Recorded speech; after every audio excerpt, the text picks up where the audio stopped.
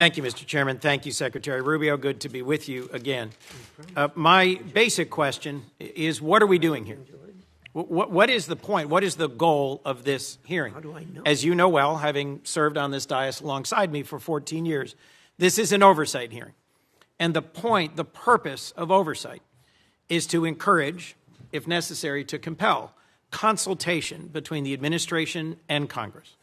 And I just wanted to raise with you at the outset, of course the Commander-in-Chief has, under Article 2, the power to defend the American people against an imminent threat or an incoming attack. How else could we be kept safe?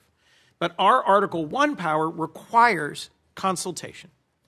I'll agree with all of my colleagues. Nicolás Maduro is a bad guy. He was indicted. There was a bounty on his head over several administrations. His removal, flawlessly executed by American troops, thankfully none of them hurt, did cost the lives of 75 to 100 Venezuelans and Cubans, was a dangerous and high-risk maneuver.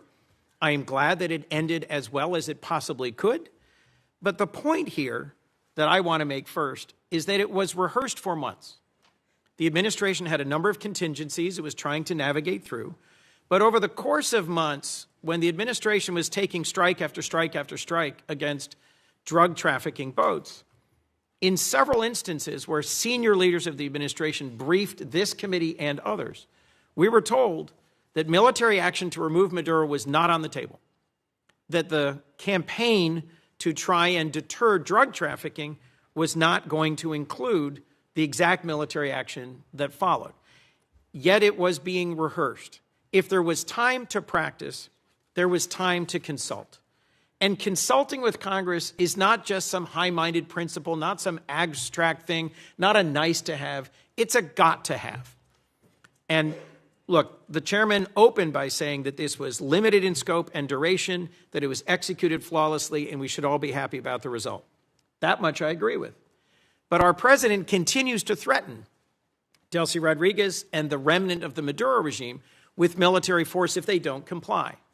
We should know what are the policies, what is the path, what is the plan forward. You and I both know the long and painful history of wars that began and seemed to be resolved and then opened up into excruciating, expensive, years-long conflicts.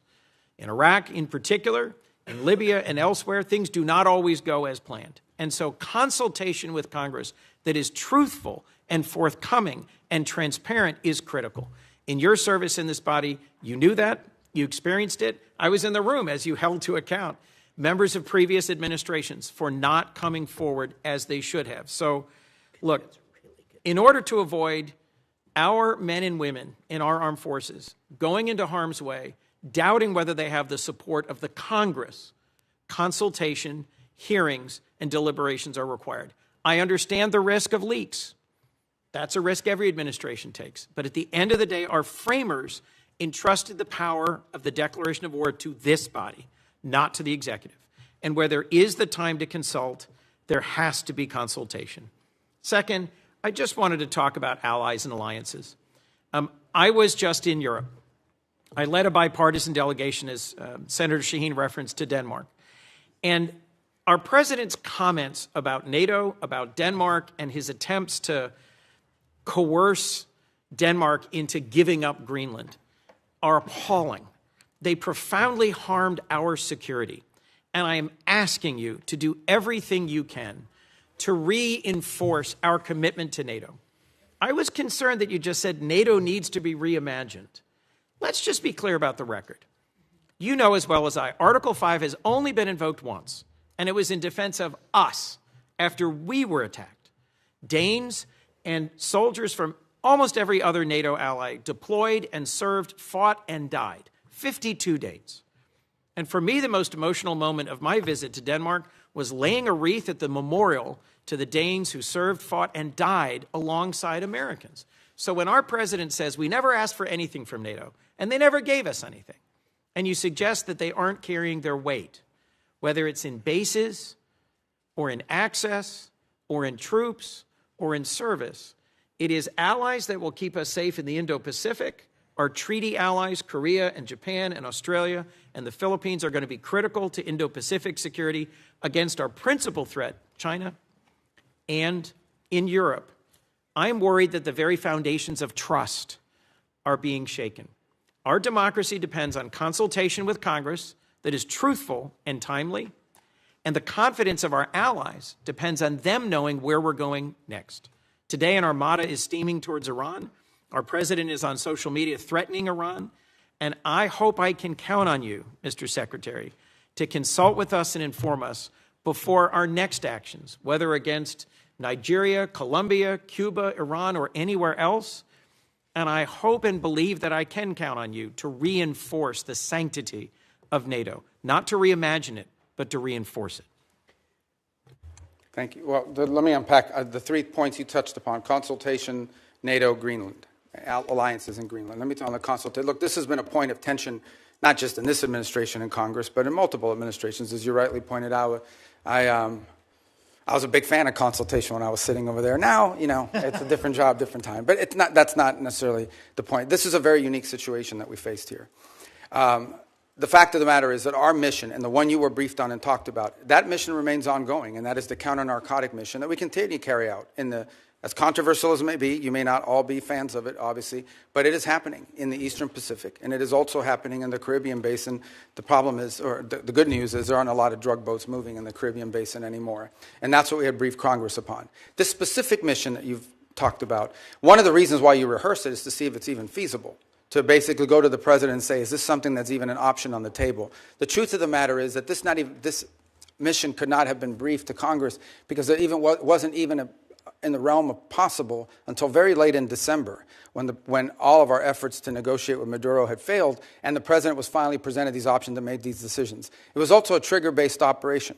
It may never have happened. It required a number of factors to all align at the right place at the right time in a very limited window, and it wasn't even clear if it was ever going to be possible. There's also the aspect which I do not control, and that is deference to the Department of War on operational security. Despite the fact that we had kept this quite constrained, the truth of the matter is that this was leaked. We now know it was leaked by a contractor at the Department of War that, had it been published, would have endangered the lives of people and/or would have probably canceled the ability to carry out the mission. So this is a real tension, and one that I'm doing the best I can to try to manage within the constraints of two things: operational security and also decisions being made. There are multiple contingencies for events all over the world, including some that none of us think were ever going to come to fruition. And in this particular case, one of the reasons why you rehearse these things in advance is to know whether it's even possible. Is this even doable? And what are the risks associated with doing? So you can present options to the president who ultimately makes these decisions.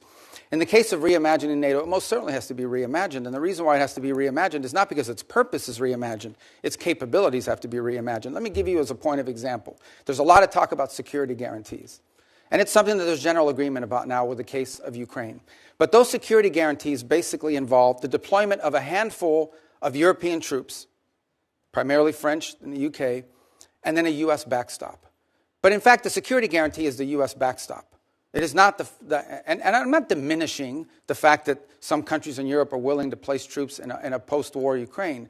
What I'm pointing out is that is irrelevant without the U.S. backstop. And the reason why you need such a strong U.S. backstop is because our allies and our partners have not invested enough in their own defense capabilities over the last 20 or 30 years. Now, hopefully that's going to change. Hopefully that is changing.